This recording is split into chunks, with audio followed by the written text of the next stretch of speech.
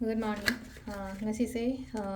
kaino ko ngasi gi card message yengase khoi gi rashi gi matung ina ko ka trying to katang to jarage trying to shi dagi shai shagi rashi ma pado khala khala ga adumai toroga yeng minara se ko card tara ni thoi ko rashi tara ni thoi gi card trying to ko ado ahan base da lere ko ani shuba se da lere ahum mari manga taruk taret Nipan, Mapan, Tara, Taramathoi, Taranithoi ko makha da loi legre card che chingkhalage ko anto khoi ahan ba mesh rashi ko mesh rashi gi na kaino la ise ko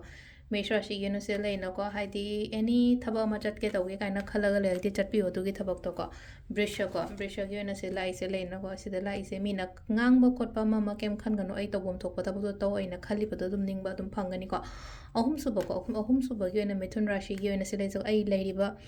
खंदंग खलग लेतब थबक ओइना पांगथोकदब मतमने खरा चेक्शन बा phaco अखोइगी कर्क राशि गी ओइना सिंह राशि पैसागी कईगी कितंग tension stress गुंबा लेब नमित ओइना ओइरे अदुगा कईना गी ओइना हाइदी मतेंग गुंबा कईगुंबा लाकपदो मख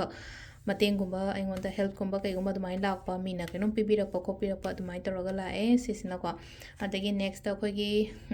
तुला राशि को तुला राशि गी ओइना हाइदी खनबा चैनबा खोटपा यारिंग अवॉइड इग्नोर तौको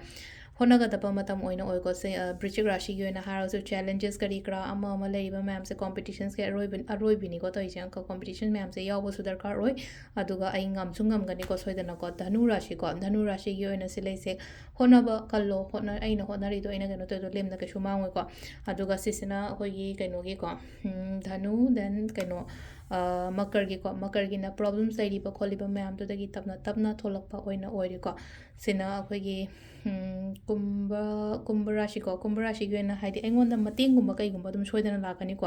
अदुगा लास्ट की मिन्ना गी सिना एवरीथिंग लोइनमक बैलेंस तौरगा चटपदो इमोशंस की कासुगुंबा मैम से कंट्रोल तौबियो यानबा अमगिसु यानबा लोइना बैलेंस तौरगा चटपीबा खोपीबा मा दरकार ओइ को सिदा लेरे अखोइ gi राशि gi matungina tarot card reading ma'am thank you